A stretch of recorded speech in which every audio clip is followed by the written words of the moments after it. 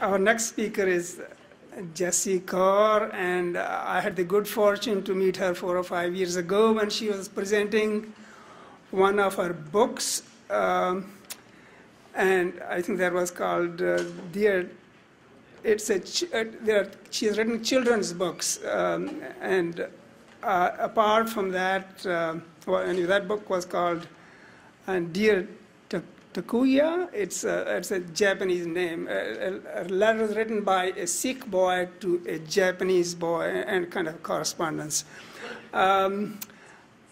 Apart from that, she had written another book called The Royal Falcon, and I understand that it was produced as a musical, and that's quite an accomplishment. And I'm in awe of the talent that our community has, and this is an example of such amazing talent.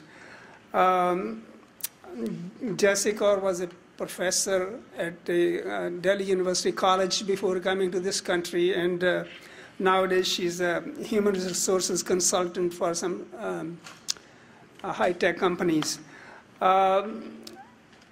I think without too much delay, I will probably introduce Jessi Kaur is going to talk about the words of Sri Guru Granth Sahib, Open Inner Worlds, that's World of the Mind, and my pleasure to introduce Jessi Kaur, and I expect this to be the best talk in the session. Vaheguru Ji Ka Khalsa, Vaheguru Ji Ki Fateh. I hope everyone's awake. It's been a long day, and it's been quite a fulfilling day. And what a privilege to be the last in line of such an illustrious gathering.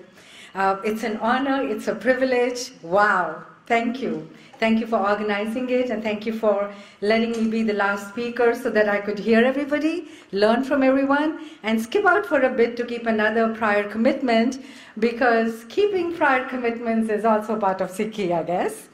So what I'm going to present today is excerpts from my new book, which is, the working title is The Unstruck Melody.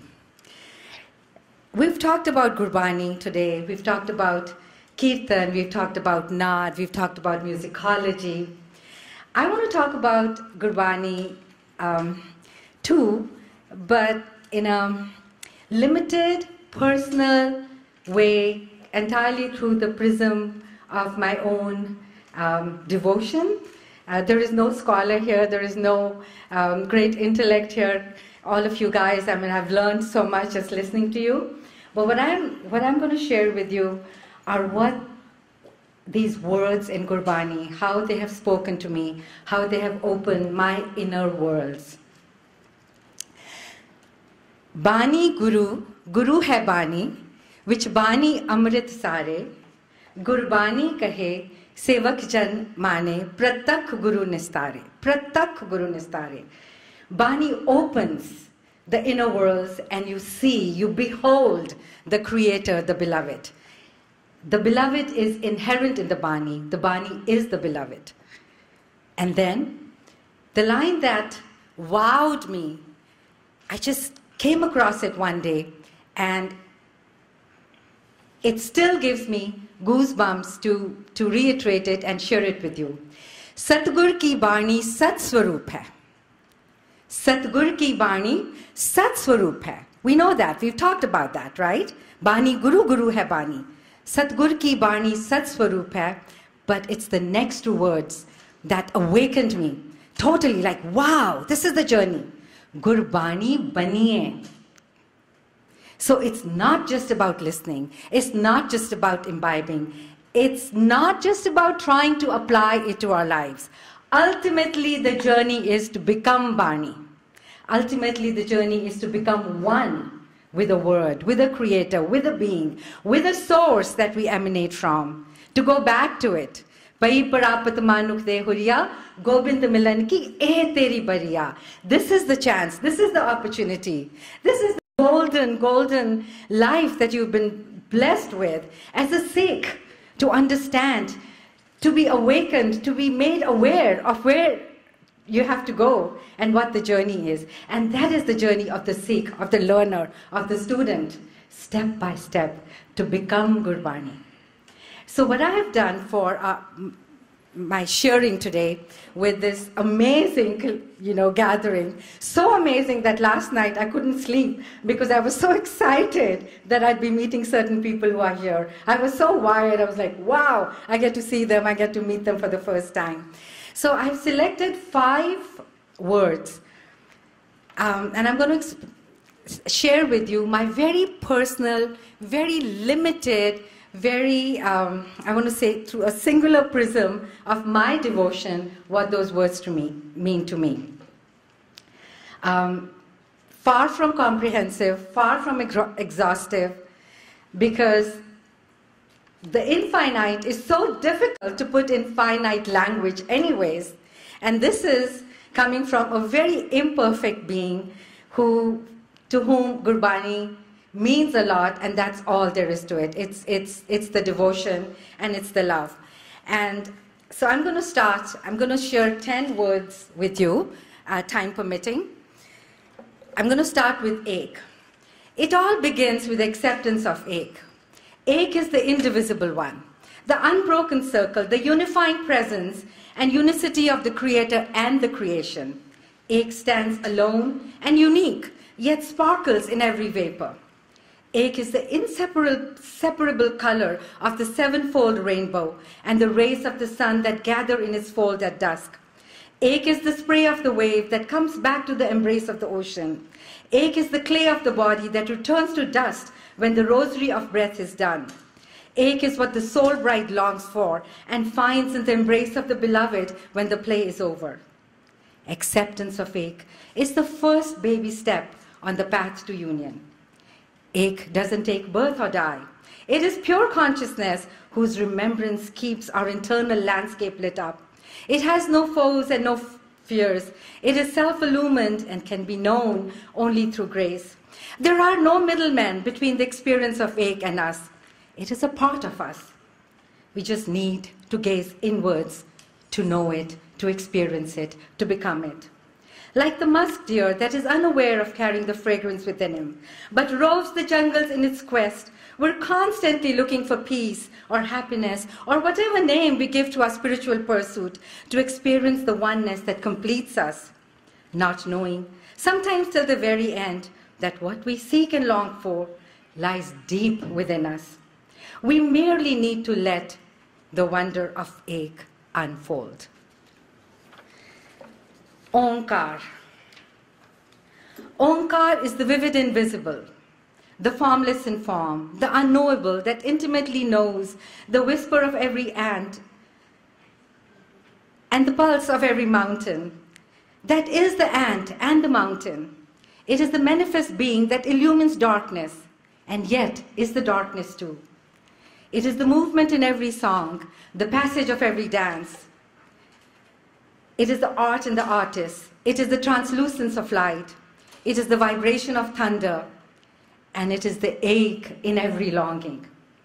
No picture or idol, no temple or edifice, no form or feature can adequately represent the fathomless wonder of Omkar. And yet, it is every picture and every edifice, every temple and every worshipper. It is the sound, it is the word, it is all and it is none. Sat. Dhan dhan Guru Satpurak hai. Jin Bhagat Har Dini. Blessed, blessed is the Guru, the true being who has blessed me with devotion. The essence of Ek Onkar is absolute truth, Sat. It is not your truth or mine. It is not partial truth or poetic truth. It is the truth that abides where the finite meets the infinite. Sat is immutable and eternal, beyond analysis and beyond comprehension. It is the truth that can neither be perceived by the senses nor understood by the intellect. It existed before time and pervades outside of time. Though beyond understanding, it can be experienced in sangat, in solitude, in stillness, in moments of poise and praise, in the sublimation of ego and the benevolence of prayer. The sages have taught us how to cross the fiery ocean of life on the breath of Ek Onkar and get to the bank of immortality. They have etched out the narrow path that faces the light, Gurmukh. The path that is finer than a strand of hair and sharper than a razor's edge, but leads with unwavering intent to Anand, the realm of pure bliss, to Sachkhand, the abode of Sat.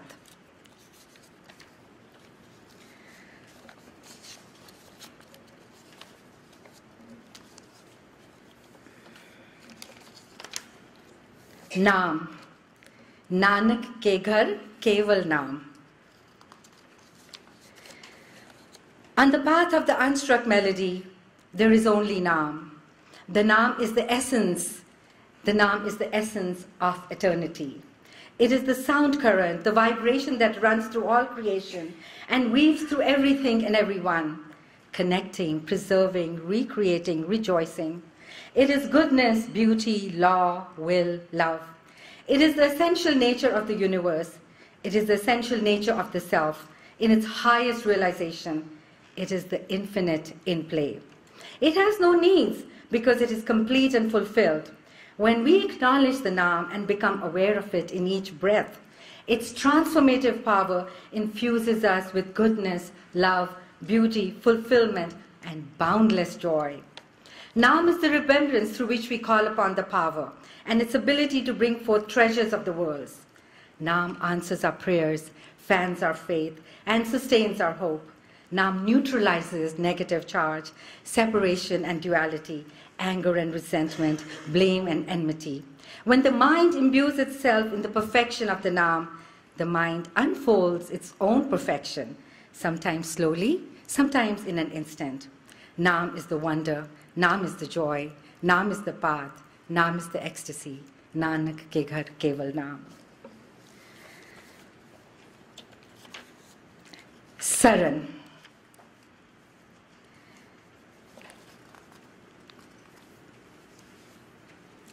Prabhu Charan Saran Anant Ayo, Nanak Har Sang Chali. When we consciously seek Saran, the circle of divine protection, we are no more entangled in the web of fear. Saran is comforting like a mother's lap, because it is the mother's lap. Saran offers a cozy blanket of reassurance that keeps us shielded from the glare and shadow of life. It becomes the umbrella in the rain that protects us from the downpour. During times of stress and strife, the sting of pain is soft when one is in Saran. Saran brings rest to the wandering mind. But here is the paradox. The mind does not want to rest. It creates a situation of unrest and hovers in doubt. Saran demands strength that dispels doubt and allows us to rest in the power of the omnipotent force with the assurance that the tempest shall stop. Stepping into Saran, we stop struggling. It is surrender to a higher force one consciously makes after recognizing one's helplessness. When we have lost all control, we find ourselves on the gateway of surrender. We float into Saran, where the countenance of reassurance smiles gently upon us like the morning sun, benign, beautiful, and safe. Saran is a sublime sanctuary open to all. Those who seek it walk with the divine. In the circle of Saran, one experiences benevolence and abundance. It is the meadow of plenty, where anxiety is not admitted, where fear does not strangle. The price of admission is humility and faith. Seva. Seva mangi sevako, laya apni sev. Your servant begs to serve those who are enjoined in your service. Seva is love in action. It is service without the trumpet of ego. It seeks neither reward nor acknowledgement. True seva is a gift of oneself, and through continuous acts of seva, the sense of a separate self is diminished. It expands the sense of self and becomes its own reward. With even a minuscule expectation of reward or recognition, seva becomes a commercial transaction. All acts of seva and all aspects of it, all acts of seva and all aspects of it are an offering to the divine. It is thus that seva becomes worship. It rises from one's depths like a prayer and transforms one who gives without obligating one who receives. It opens the door for the divine to enter. But who does one serve? What causes are worthy?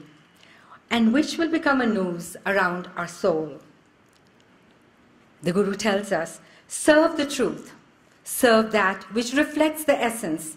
Serve the hungry and the deprived. Serve the weak, the old and the sick. Serve the servants of the essence. Serve the servants of the One. Serve because the needy strike a chord in you and you experience their need as your own. Serve because they are your own. Serve the environment, the air, the water, the great Mother Earth. Serve that which lifts. Serve that which beautifies. Serve that which transforms.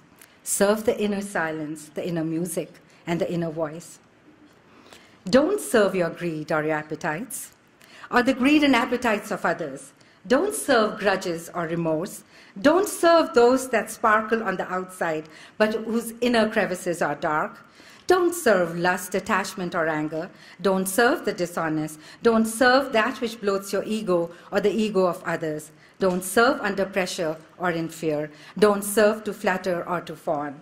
Serve in joy and in ease. Serve in wonder of the oneness of the server and the served. Serve in grace, serve in silence, serve in praise, serve in gratitude. Such a seva is more precious than kingdoms and power. Santokh. Bina santokh nahi ko raje.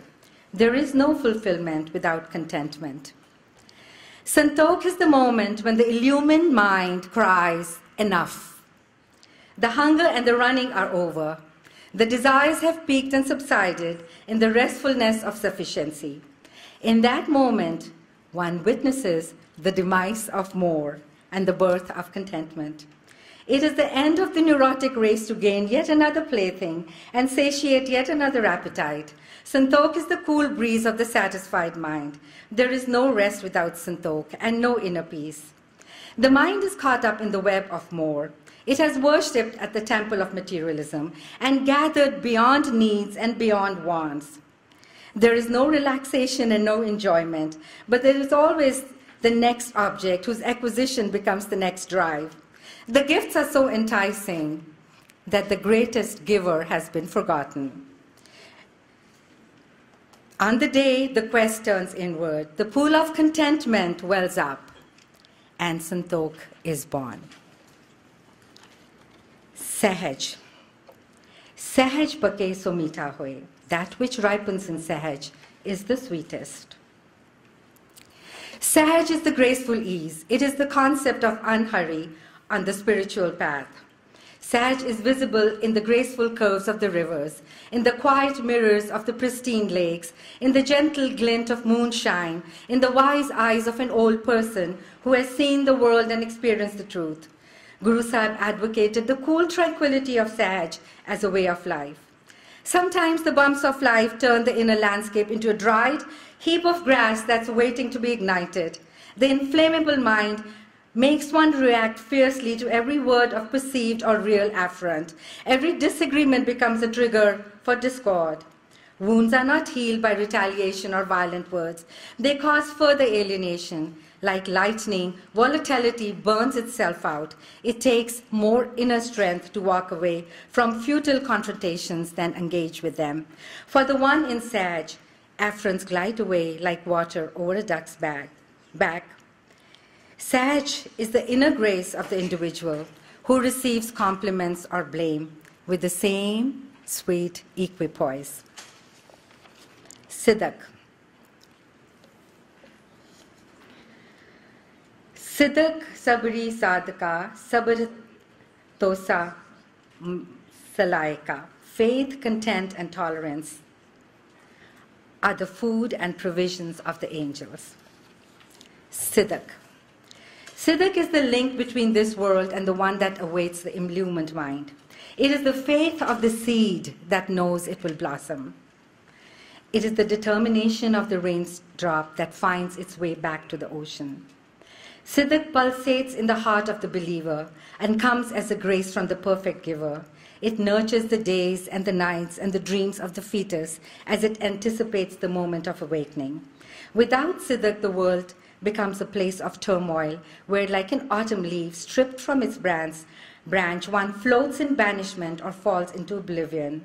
Siddiq parted the Red Sea for Moses and stopped the flow of the river Attak for General Hari Singh Nalwa. Without Siddiq, the world becomes a place of turmoil. With Siddiq, it's a haven of peace. Simran. Prabh Prem Bhagat Gopal Simran Mitat Joni Bhavan. By love, devotion, and remembrance of Prabhu, the cycle of life and death ends. Simran is remembering the goodness, the beauty, the richness, and the wonder of the divine with every breath. The miracle of Simran is that we become like the divine. Riches galore, insight, success, all serve us when the center of our divinity is awakened. Simran is the path to inner joy, contentment, and eternal bliss. It leads us from duality to light, from ignorance to knowledge, from plurality to oneness. It makes us whole again. Simran is the alchemy of transformation. It turns the coarser material of the egocentric self into the higher self. The practice of Simran is more potent than going to pilgrimages, bathing in holy waters, or giving in charity. The transformation doesn't happen in a day. It is the journey of a lifetime upon which we need to embark by choosing the path of Simran. It does not require us to abandon our homes or renounce our family in order to remember. In Simran, we don't seek God, or whatever we call that force. We get in tune with the being, with the presence. It is a spontaneous remembrance born of love and gratitude. Like the mother who remembers her absent child, even as she's engaged in the household, the inner mind stays in tune with the Creator via a mantra, a chant, a prayer, a thought, or just an inner glow that reflects the presence. No special time, posture, place is needed to think of someone you love. Remembrance of the being is no different. But just as one carves out time to be with a special love and invest in the relationship that is important, it is rewarding to set aside a time. The Gurus have recommended the early hours, when the world still slumbers, as the hour to sow the seed of Simran. And lastly, Vaheguru, Vaheguru, Vaheguru, Vahejio. What can better express the all-powerful creative force that has no time, no shape, no form, no color, than an expression of wonder, Vahe, that says it all by saying Vahe. Vahe is the love of the great giver, Vahe the beauty, Vahe the power. Vahe is the manifest creation, Vahe is the essence of the indescribable. For the devotee, Vahe is the cessation of all thought, the culmination of all words, and the leap from the transient to the transcendental. Vahe has no religion and no sect. It is not the special secret of any cult. It vibrates in all places. Vahe simply is Vahe. Vahe is the Shabad, or the word, that manifests the one that pervades everywhere. Combined with Guru, that which transports from darkness to light, it becomes the mantra that leads us to union, to everlasting Anand. The hours before dawn are precious. While the world sleeps, the ones who have been smitten by divine love wake up in the dewy night and contemplate the benedictions of the greatest one while the stars are all lit up. The breath gets knitted with the sound of the essence. In solitude, the word resounds on the lips. In stillness, it blends with the air. It fills the fervent heart and becomes one with the rhythm of the pulse. The immersion in the word is the most powerful form of Simran. It brings us into saran. It awakens the impulse to do seva, bathes us in contentment, and slowing down the frenzied mind, puts us on the path of Sahaj. Vaheguru Ji Ka Khalsa, Vaheguru Ji Ki Fateh. It's worth answering. It says, should we move beyond saying Sri Guru Granth Sahib is just a holy book? As soon as we say it's holy, we start idol worshipping it.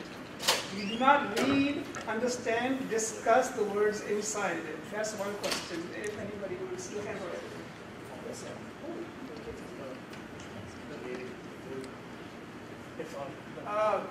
If somebody else wants to answer that. Maybe let her try first. Okay, yeah, please go ahead. I'm going to try. Okay, holy. What is holy? And what is not holy?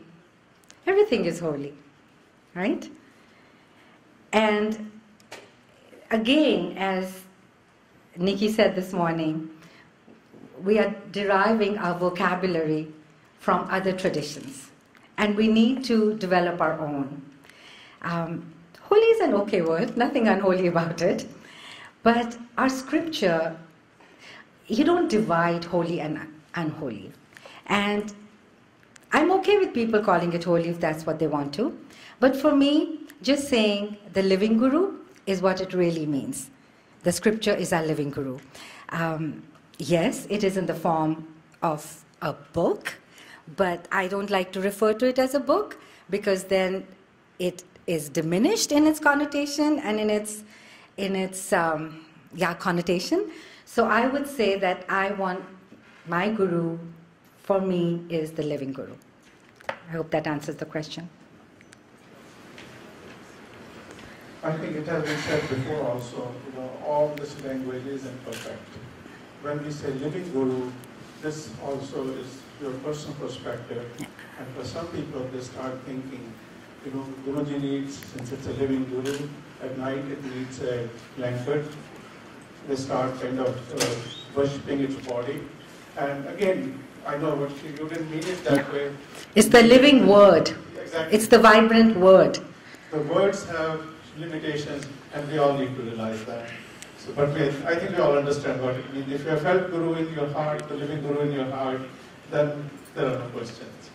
A related question, it says, is Sikhi a religion? If I say religion, then religion is a form of prayer, form of worship. But isn't Sikhi beyond that? Beyond religion, beyond prayer or worship? So, my answer to this is when Guru Nanak Sahib came out of the river, right? He said there is no Hindu and there is no Musliman. What does that mean? What it means is that we are all part of the human race. These are all paths that inspire us to walk on our journey in conscious awareness of the divine. And if you want to call it religion, that's fine, as long as religion doesn't divide. But religions tend to create wars and divide, and certainly the present generation, I mean, I know my son and I know my nephews, they don't want to wear their religion on their sleeve, and they don't want to be thought of as religious. They want to be perceived as spiritual individuals. And I think Guru Nanak's path, and when I say Guru Nanak, I mean all the 10 gurus, because really we had one guru, and we have one guru now, was a path of the spirit. It was a spiritual path. And yes, ultimately, all religions have to transcend their own finite boundaries. This is the Guru Granth Sahib, somebody asks. I'm not sure Yeah. it is, but It is, it is. I think I may have the page number. I may have the page number also. Can I make a comment? A question was asked about Guru Sahib being holy, or are you worshipping a book? I think some of us forget the historical context of Guru Sahib.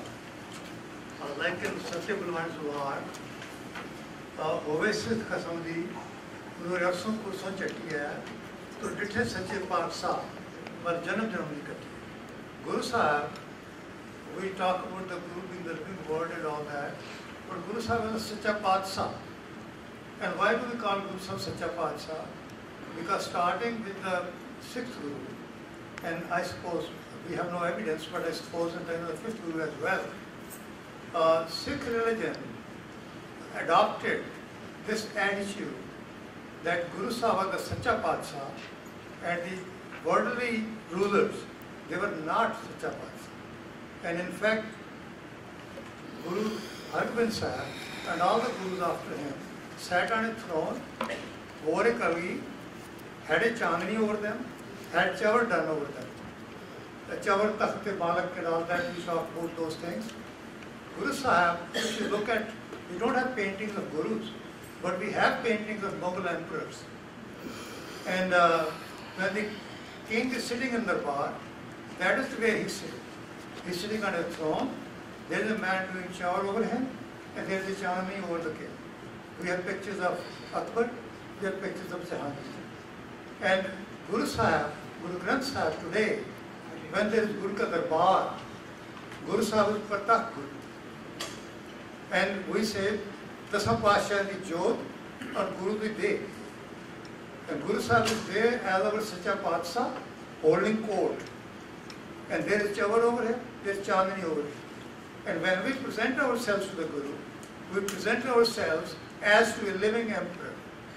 And bow down, we do matha take, that is a sign of submission to the Guru, to our Sacha Padsa. And I think people forget that. In fact, I recall a video I saw, Bangla Sahib Gurdwara. Kirtan was going on, and Pai Jasmeer Singh Khannewale, he was doing Kirtan. And at that time, Panj Pyare entered the hall, and Pai Sahib Jasmeer Singh Khannewale, he stopped his Kirtan right there, and he started saying, Nasr Mansoor Guru Gobind Singh. Because Panj Pyare is the roop of Guru Gobind Singh. And who gave the Guriyai to Guru Granth Sahib? Guru Gobind Singh. So it is our Sache Padshah Guru Granth Sahib Guru entering the hall, and Pai Sahib stopped Kirtan, and it was Nasir Mansoor Guru Gobind Singh all the time till they did matha take and sat down. And then he came back to where he was doing his Kirtan. So we have to keep in mind that Guru Sahib is not a book alone. It's our Sacha Padshah. It's our true word, and it's our living Guru. Thank you.